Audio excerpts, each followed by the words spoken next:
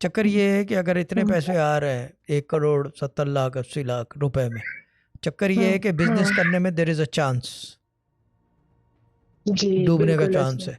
Property लेने में there is no chance डूबने का। ज़्यादा में ज़्यादा ये होगा कि अगर 10 लाख का लिया है तो 8 का हो जाएगा, लेकिन वो फिर 12 का भी होगा बाद में। जो चीज़ कम होगी वही चीज़ ज़्यादा हो जाएगी। बिजनेस में देर इज़ अ चांस।